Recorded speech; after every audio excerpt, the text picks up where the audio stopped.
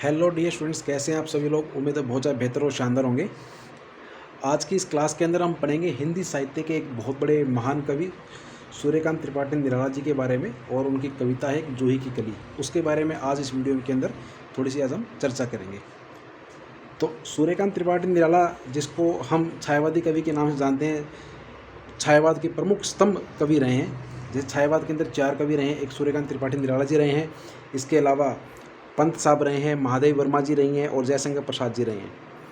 तो इनका जन्म होता है 21 फरवरी 1899 ईस्वी के अंदर मेदिनीपुर, पश्चिम बंगाल के अंदर इनका जन्म हुआ था। और इनकी जो मृत्यु है वो 15 अक्टूबर 1961 ईस्वी को इलाहाबाद, उत्तर प्रदेश के अंदर हुई।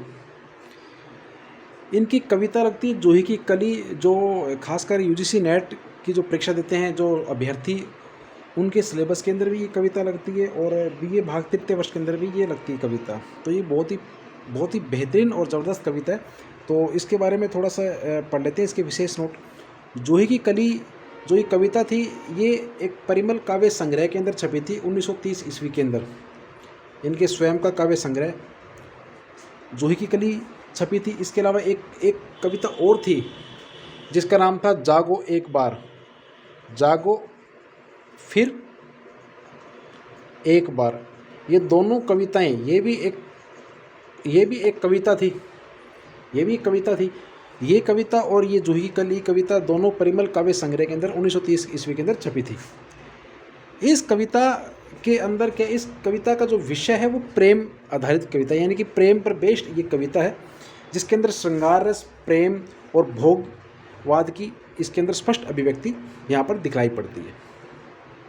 जूही की कली के अंदर जो पात्र परिचय, इसके अंदर जो नायक है वो पवन है, यानी कि जो इसमें जो नायक है वो पवन को बतलाया गया है, और जो नायिका है वह जूही की कली स्वयं इसके अंदर नायिका का दृश्य है। इस कविता के अंदर कवि ने ललित भावनाओं की स्वच्छंद अभिव्यक्ति की है, क्योंकि आपको पता है जो छायावाद वाला जो युग रहा है उसके अंदर स्वच्छंदवाद की कविताएं बहुत देखने को मिलती हैं इसके अंदर। तो निराला साहब ने भी अपनी इस कविता के अंदर इन भावनाओं की सुंदर अभिव्यक्ति की है। और जूही की कली जो कविता है वो मुक्तक छंद की प्रथम कविता भी मानी जाती है। हिंदी काव्य शास्त्र के अंदर जो मुक्तक छंद होता है उसको रबड़ या केंचुआ छंद भी कहकर उसको संबोधित किया जाता है। और इस कविता के अंदर प्रकृति का सूक्ष्म रूप में अंकन किया गया है जूही कली के अंदर, क्योंकि प्रकृति नेचर बेस्ड कविता है ये, इसके अंदर प्रकृति का ही अंकन होना है, और उसके अंदर प्रकृति का अंकन भी इसके अंदर बड़े शानदार लफ्ज़ों के अंदर किया है। इस कविता की जो तुलना है, इसकी जो कंपैरिजन है वो किट्स की नाइट एंगल कविता से की जाती है। किट्स एक पाश्चात्य विद्वान है जो कवि है, उनकी जो कविता है नाइट एंगल, उससे इसकी कंपैरिजन की जाती है। और इसकी विशेष बात यह है कि इस कविता को इतनी महान कविता, इतनी पॉपुलर कविता होने के बावजूद भी सरस्वती पत्रिका, उस समय सरस्वती पत्रिका चला करती थी, काफ़ी महत्वपूर्ण पत्रिका हुआ करती है हिंदी साहित्य के अंदर, नए नए कवियों को उसमें स्थान दिया जाता था।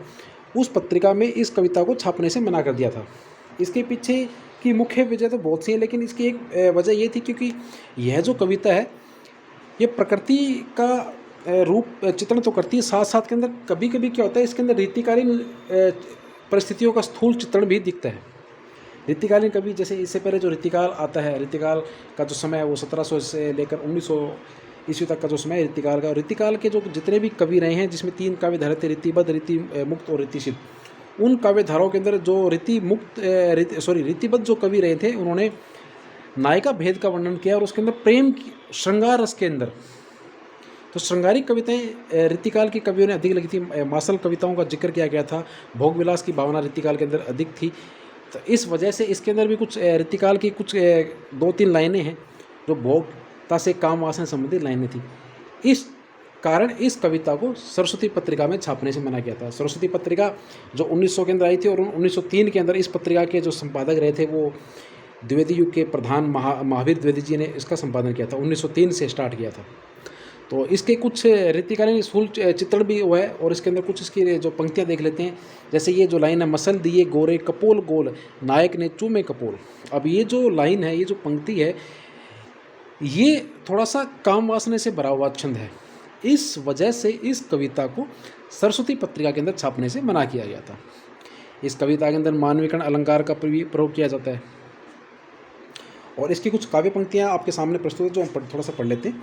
इसकी जो काव्य पंक्तियाँ हैं, आई याद बिछुड़न से मिलन की वह बात, आई याद चांदनी की धुली हुई आधी रात, आई याद कांता की कंपित कमनीय गात, फिर क्या पवन उपवन सरसरित गहन गिरी कानन।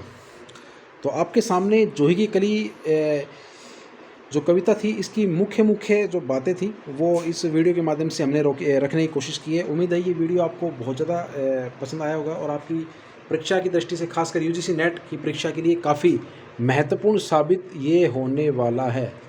जो बच्चे यूजीसी नेट का एग्ज़ाम दे रहे हैं 2024 के अंदर, उसके लिए ये काफ़ी बेनिफिशियल साबित हो सकता है।